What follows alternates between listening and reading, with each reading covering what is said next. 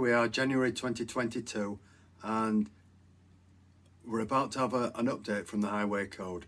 So in a few weeks, January the 29th, subject to parliamentary approval, there's some new rules about to come into force. The new rules create a hierarchy of road users, which will prioritise the ones more at risk of serious collisions, such as cyclists, pedestrians and horse riders. It means that those who can do the biggest damage have got a higher level of responsibility towards those who are the most vulnerable. So your most exposed road users will have a higher priority, starting with pedestrians, then cyclists, horse riders, motorcyclists, cars and taxis, vans and minibuses, and then larger buses and lorries. Of these new rules, Rule H2 is causing the most controversy, and it goes something along the lines of, at a junction, you should give way to pedestrians crossing or waiting to cross a road into which or from you are turning. Now, the most important part of that that's causing all the problems is you should give way to pedestrians waiting to cross. Now, on a road that you're moving into, it's not such a big thing because the people behind you expect you to possibly stop at a giveaway line. But of the road that you're moving into, if it's a left turn on a right or a right turn, and there's a pedestrian on the pavement who looks like they're waiting to cross, this is the thing that's causing the issue and possibly making it dangerous, because nobody will be expecting you to suddenly stop to let a pedestrian cross. And on a recent survey, about 2/3 of people weren't even aware of these new rules. So you stopping when a pedestrian stood on a pavement and expecting them to know that it's safe to cross, especially as a learner driver, we're more talking about students who are taking lessons. Very few people are going to step out in front of a learner driver. Children are always taught to cross the road when it's safe, when there's no traffic. It really is ludicrous to expect people to start walking in front of cars. But one of your biggest dangers is the chaos that can ensue behind, because if you suddenly stop, you're in real danger, and you should never be run into by people behind. But it happens all the time, and the more often that you stop, the more chance there are of people from behind running into you.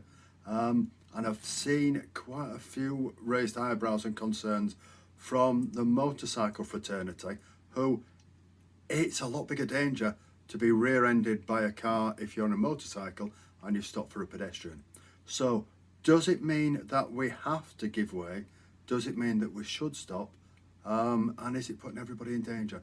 These are all the questions that people are asking, and I put together a little video of just one of the lessons of what it might entail, where it might look like you need to stop, and then an explanation from a head examiner from it's not one of my local test centres, but it is from an examiner from the DVSA, and it does clear things up, which I'll go into after the video.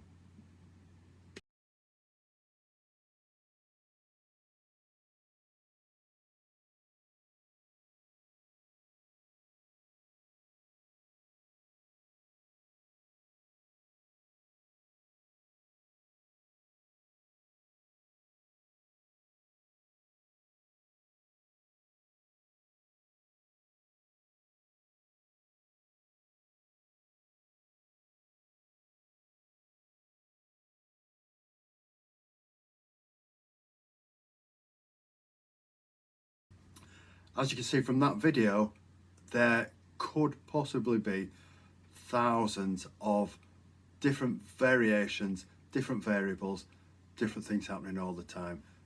Emerging from a side road, turning into a side road, busy high street, school time, anything going on where traffic will be stopping non-stop, and it really is going to cause chaos if people take it too literally.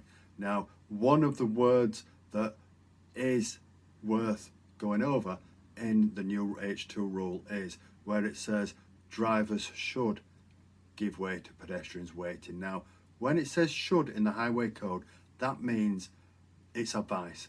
It isn't a legal requirement. If it's a legal requirement, it's must and must not.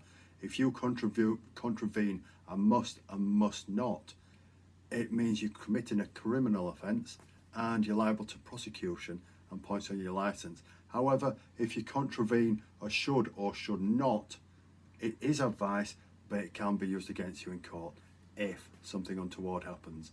Now, we've had, I've been forwarded a letter from the test centre at Blackpool, and the test centre manager is called Nigel Banks. Now, his take on this, because he was asked about it by a group of driving instructors up in the north west, and what he said is, my advice is to consider it as a different way of stating the same thing as before. Obviously, it has never been acceptable to menace or endanger pedestrians and cyclists. Unless I receive further guidance, we do not want drivers stopping, for instance, turning into a side road where they have priority, for a pedestrian simply waiting for a safe opportunity to cross. For now, we continue as before, applying common sense to such situations. If I receive specific guidance to alter our assessment of any aspects of the test, I will let you know immediately. Now, that is verbatim, that is a quote directly from a test centre manager. He speaks of the DVSA. We implement the wishes of the DVSA, we filter it through to our students, and that's how we teach. And this just sort of says that everything's going to carry on as normal, and just be safe, do the safe option, but it doesn't mean stop every time you see somebody on a pavement. I hope that clears everything up.